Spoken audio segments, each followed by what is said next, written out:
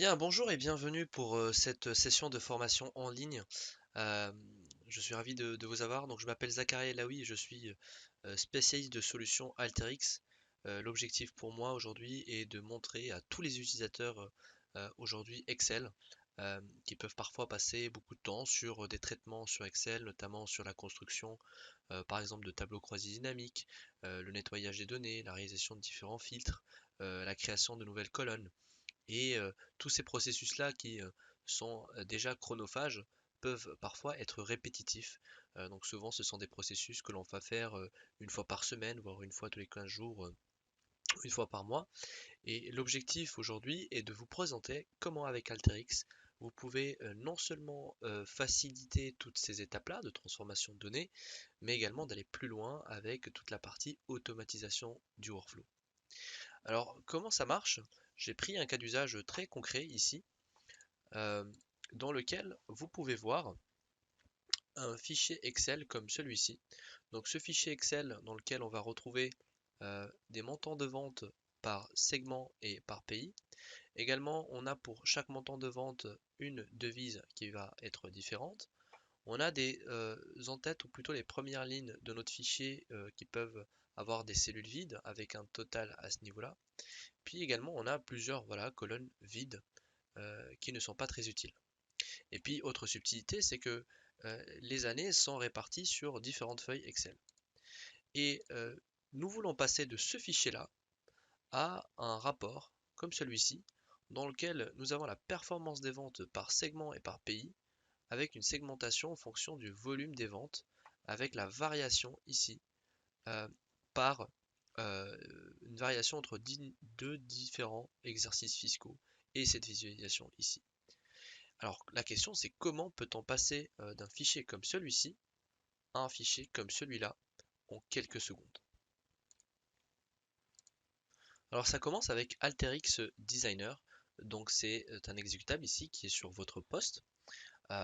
Et comme vous pouvez le voir ici, vous avez une partie blanche qui est donc ce qu'on appelle le canevas. Et donc ce sera sur cette zone-là où l'on va commencer à faire notre workflow. Alors le workflow se constitue en différentes étapes. Évidemment, je vais importer ma donnée d'abord et ensuite je vais appliquer un certain nombre d'outils pour pouvoir faire ces transformations. Et ce que j'entends par outils, ce sont les différentes icônes que vous allez voir ici, tout en haut. Donc ceux-là sont mes outils favoris. Mais ensuite, on les a regroupés par différentes bibliothèques d'outils. Donc si je rentre dans cette bibliothèque-là verte, ici, je peux voir tout ce qui est entrée ou sortie de données.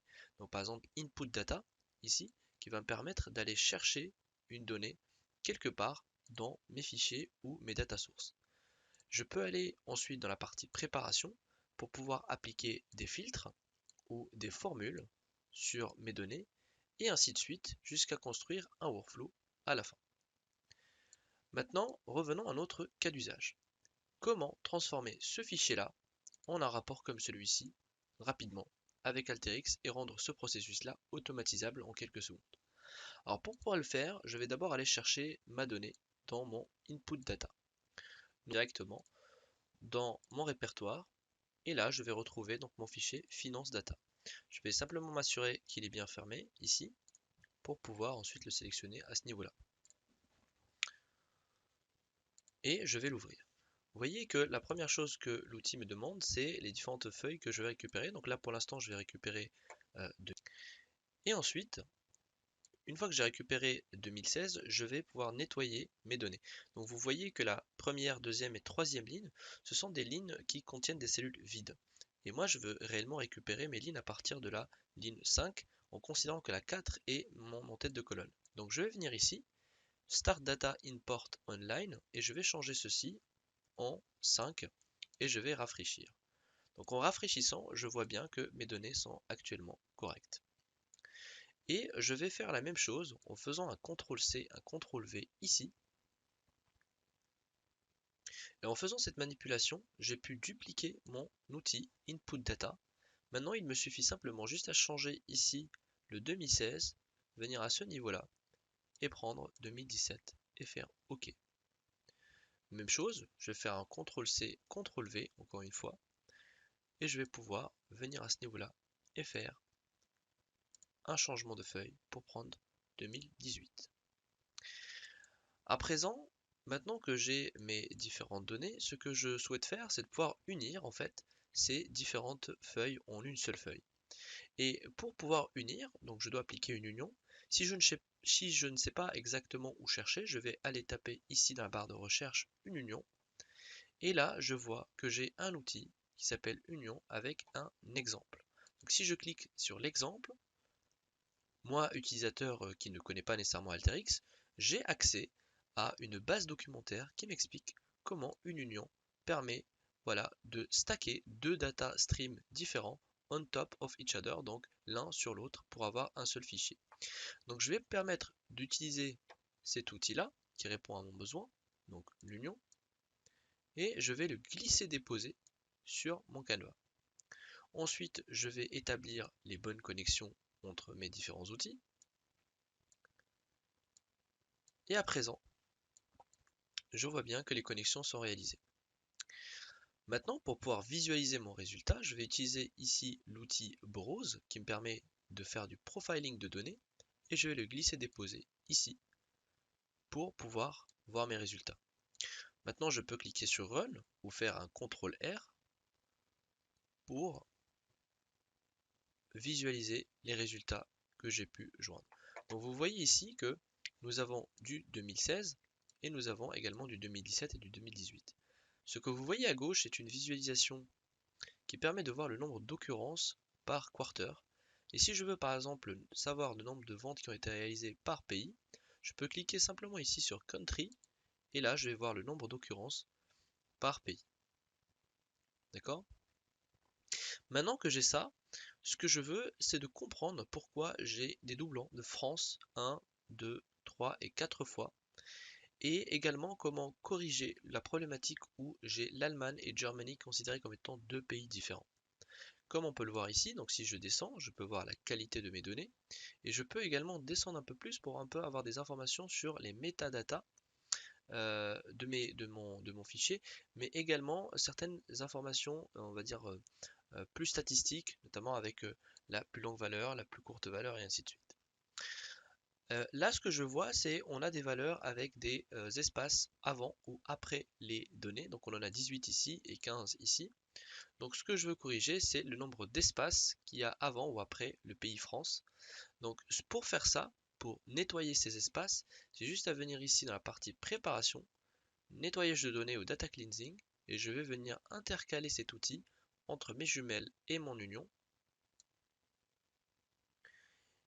Et ensuite, je viendrai ici pour corriger en fait sur les colonnes que j'ai sélectionnées.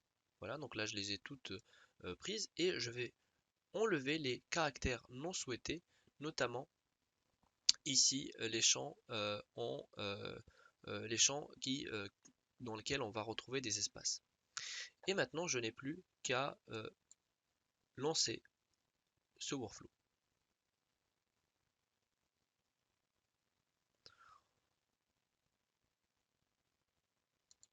À présent, si je clique sur mes jumelles, je vais voir que ce problème-là a été corrigé et je n'ai plus de doublon du pays France.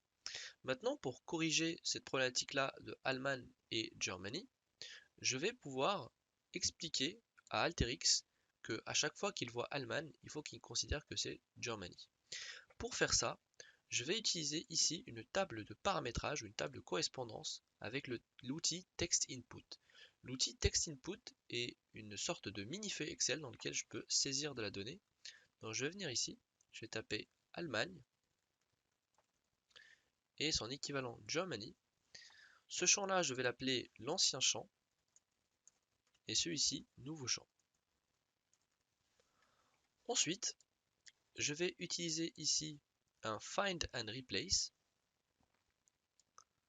Donc cet outil-là, en le connectant à mes deux sorties de données ici, va me permettre en fait de configurer ma transformation. Donc il me demande d'aller chercher la donnée dans la colonne pays, donc c'est ce que je choisis ici.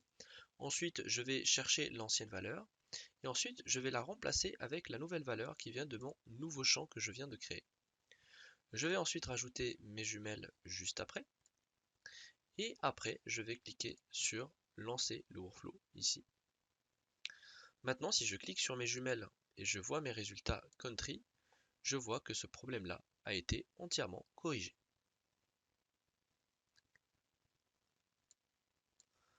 Maintenant, nous avons une deuxième problématique, celle des currencies. Donc on a différentes devises et évidemment, si on veut comparer deux exercices fiscaux par segment par pays, il faut que ce soit sur une seule devise et non pas sur toutes.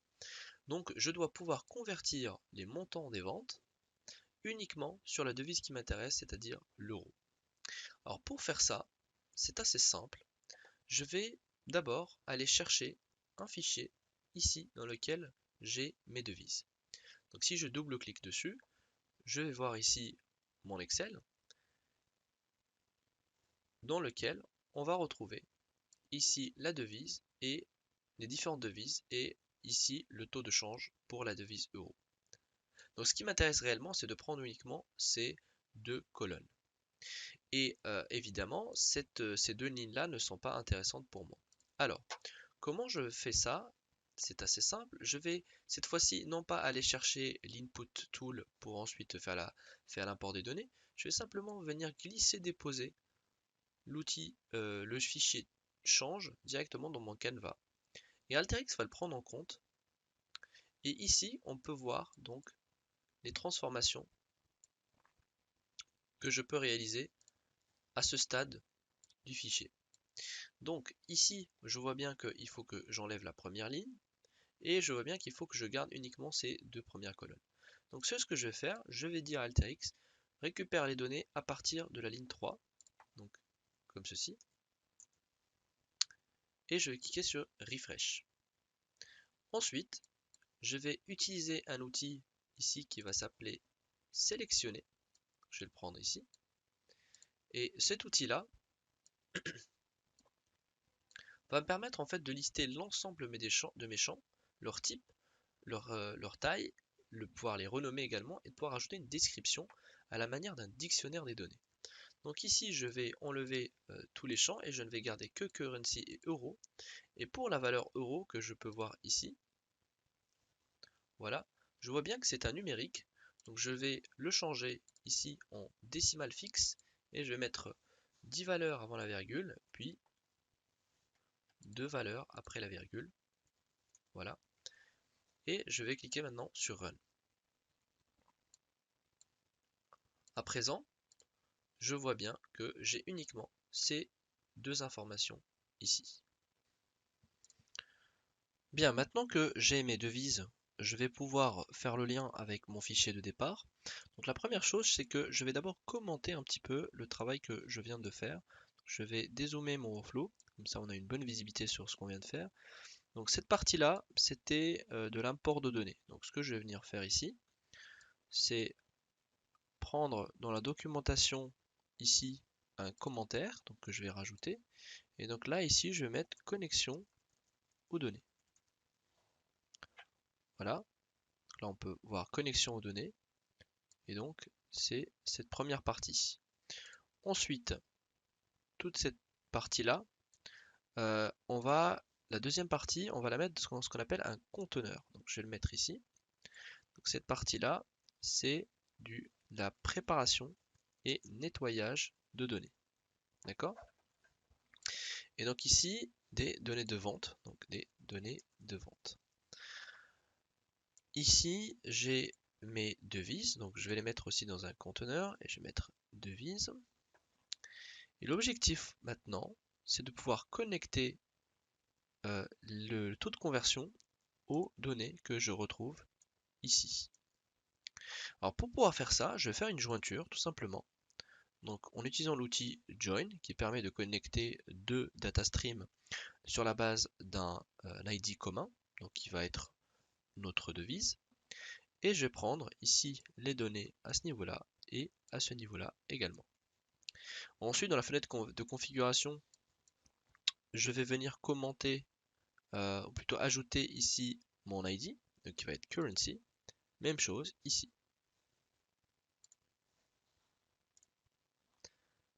OK. Donc maintenant que j'ai ça, je vais pouvoir lancer ici en cliquant sur Run mon workflow. Et quand je vais cliquer sur la sortie J, donc je vous expliquerai la différence entre les trois, je peux voir à présent que au bout de mon jeu de données, j'ai bien Right Currency et Euro. Alors pour expliquer un peu les trois sorties L, J, R, tout simplement expliquer dans ces pictogrammes. Donc en fait, c'est quand on fait une jointure, on a toujours des résidus de données. C'est-à-dire que par exemple ici dans le Right, ici, j'ai toutes les devises qui n'ont pas été utilisées dans mon fichier de vente. Donc à savoir par exemple le franc suisse. Si je clique ici sur le left, j'ai toutes les ventes qui n'ont aucune devise. En l'occurrence, aucune, puisque toute vente a au moins une devise. Donc, ici, je peux voir mes trois résultats directement en ajoutant tous les explorateurs et je peux ensuite explorer mes données avec ces trois explorateurs ici. Donc là où je vois donc toute la qualité de mes données ainsi que les colonnes que j'ai récupérées après la jointure. Et là, je vois que j'ai des colonnes, voilà, qui sont vides. Donc, ce que je vais faire, je vais cliquer sur l'outil jointure et je vais sélectionner uniquement les colonnes qui m'intéressent ici.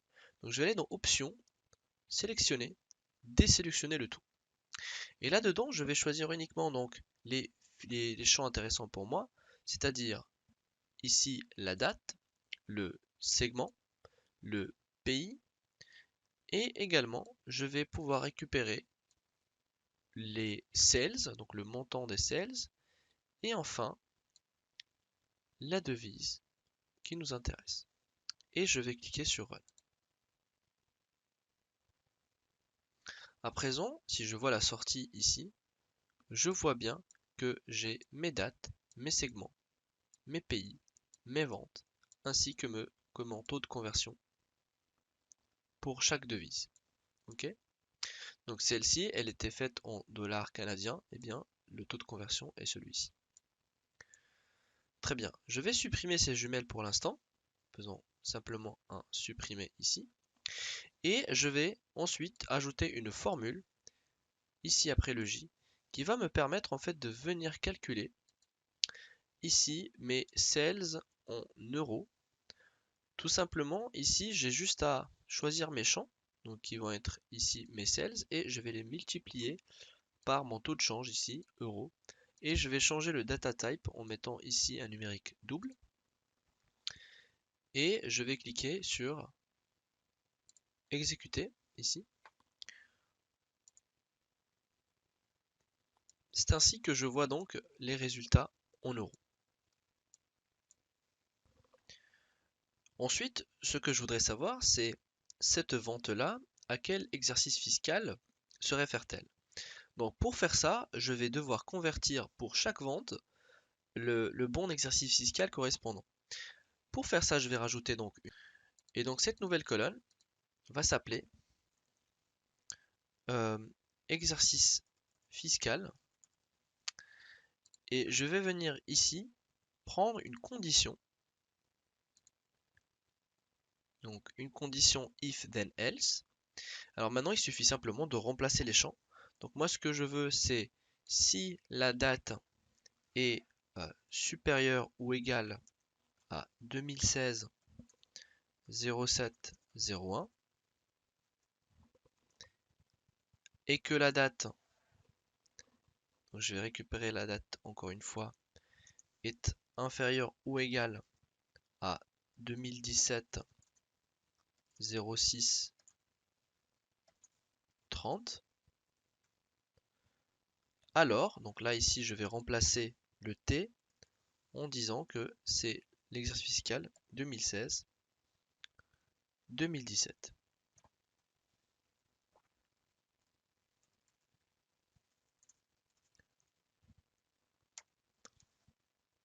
Voilà. Autrement, ce sera l'exercice 2017-2018. Voilà, en écrivant cette formule, je vais maintenant cliquer sur exécuter. Et là, je vois bien que pour chaque vente, j'ai l'équivalent pour l'exercice fiscal. À présent, pour pouvoir calculer la variation du total des ventes par segment et par pays, et ce regroupé par exercice fiscal, il faudrait que je fasse pivoter mon exercice fiscal à ce niveau-là. Ça veut dire que le 2016-2017 deviendra l'entête de colonne.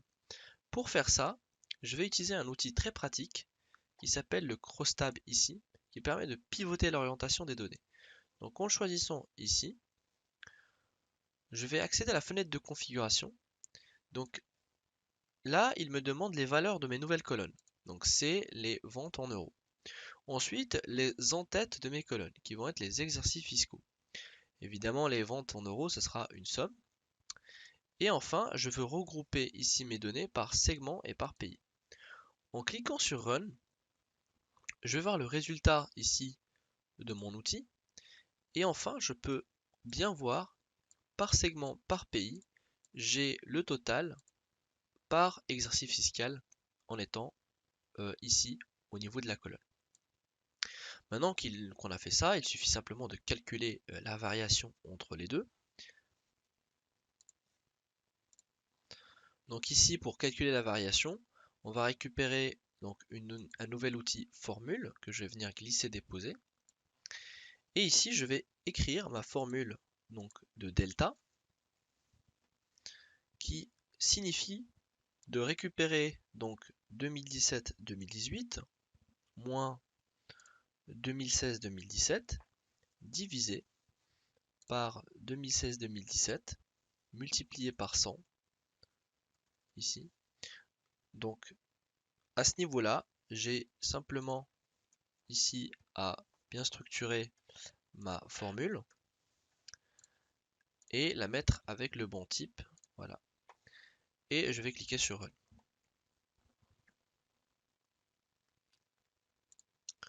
Voilà, à présent on peut bien voir notre delta. Là, il nous dit qu'il y a eu plusieurs décimales après la virgule. Ce qu'on peut faire, c'est de fixer ces décimales-là et dire voilà que l'on souhaite avoir par exemple des décimales après la virgule et on relance le workflow. Voilà. Et à présent, j'ai bien que 2 décimales après la virgule. Ok? Très bien, à présent l'objectif c'est de pouvoir visualiser ces résultats sur un tableau. Et donc là on va attaquer la partie reporting de la solution Alteryx. Donc ici vous avez différents outils qui vont vous permettre de créer des rapports. Donc là ici je vais prendre l'outil Table qui va me permettre de créer donc un tableau. Hop. Et une fois que je l'ai mis en place, donc il va se connecter aux différents data que j'ai dans mon jeu de données. Et ici j'ai plusieurs options de configuration de mon jeu de données. Donc ici, je vais grouper mes résultats par les différents segments. Okay. Et la deuxième chose ici que je vais faire, c'est de pouvoir changer ici le bar graphe et je vais le mettre sur le delta, puisque je veux des barres qui permettent de me dire est-ce que c'est positif ou c'est négatif. Donc une fois que j'ai fait ça, je vais venir ici, donc color mode et changer à formule. Et ici, il me suffit simplement d'écrire une formule qui me dit si le delta est inférieur à 0, ici, alors c'est rouge, sinon c'est vert. Et je vais faire ici un end if, tout simplement. Et donc, en faisant cela, je vais tout de suite paramétrer donc ces différentes couleurs de barres. En cliquant sur OK, je vais venir maintenant visualiser le résultat produit.